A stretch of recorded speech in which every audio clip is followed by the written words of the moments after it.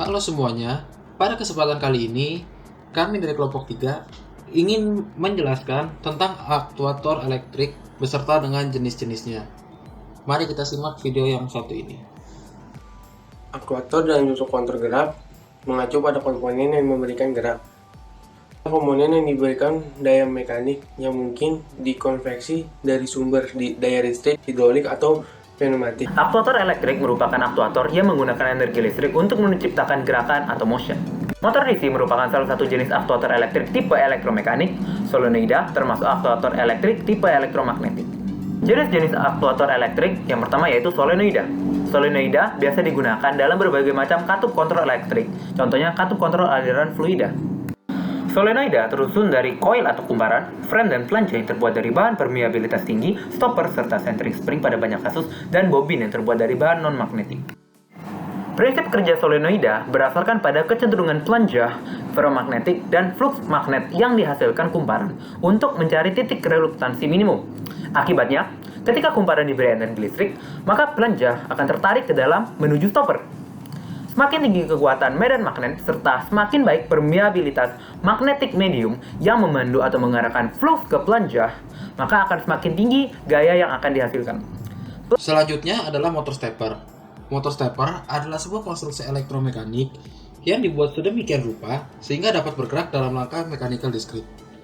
Keuntungan dari motor stepper yang utama adalah harga yang relatif rendah, desain yang sederhana, dan kekasarannya. Selain memiliki keuntungan, tentunya motor stepper juga memiliki kelemahan. Kelemahannya adalah ada masalah resonansi mekanis dan masalah step loss. Nah, motor stepper juga terdiri dari dua bagian, yaitu rotor dan stator, yang dimana prinsip dasar yang perlu diketahui dari pengoperasian motor stepper adalah gaya magnet yang menarik rotor hanya berada pada satu fase, sehingga torsi penahan motor pada keadaan saklar ini kurang dari torsi penahan pada mode langkah penuh. Energi dapat diberikan pada motor dalam mode alternatif di setiap langkah untuk meningkatkan resolusi pemosisiannya.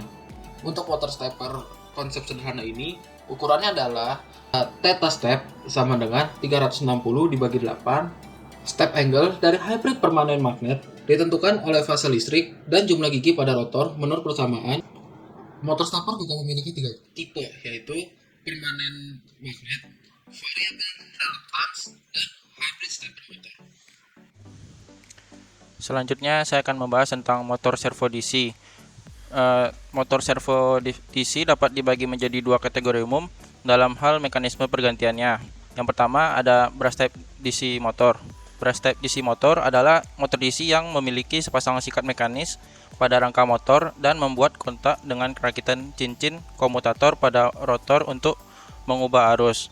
Bertujuan untuk mengalihkan arus dari satu belitan ke belitan lainnya sesuai fungsi dari posisi rotor tersebut, sehingga medan magnet rotor dan rotor selalu membentuk sudut 90 derajat relatif terhadap satu sama lain.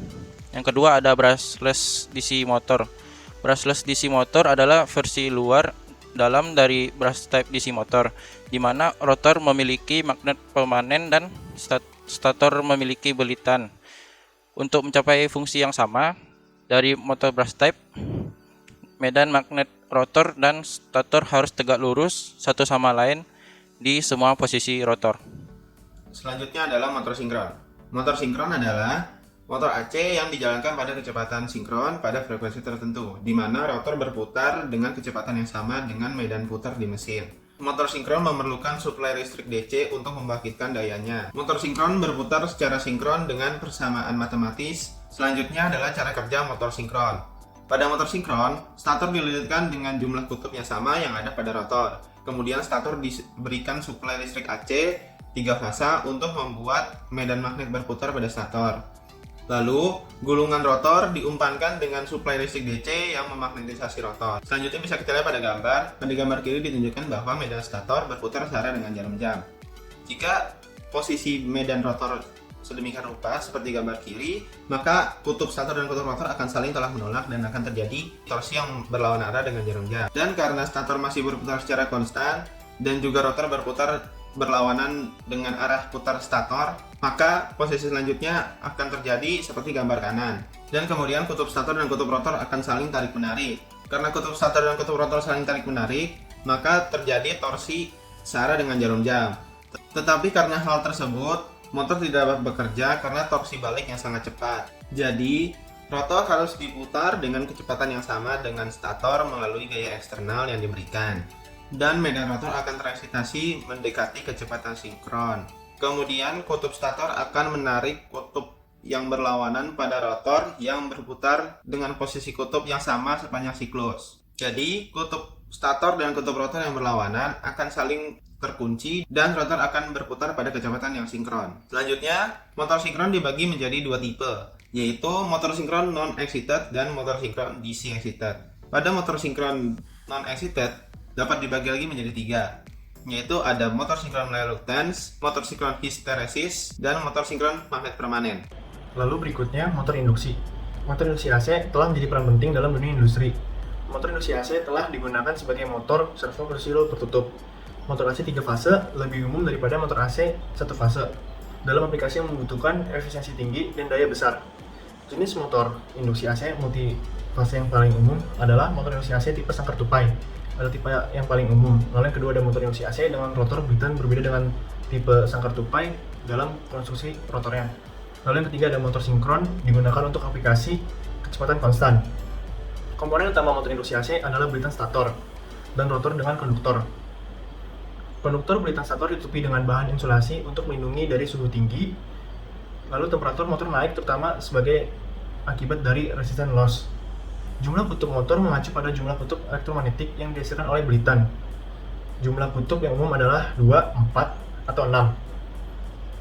Torsi pada motor listrik AC atau DC dihasilkan oleh interaksi dua medan magnet. Dengan satu atau kedua medan ini dihasilkan oleh arus listrik, arus AC, stator membentuk medan flux yang berputar.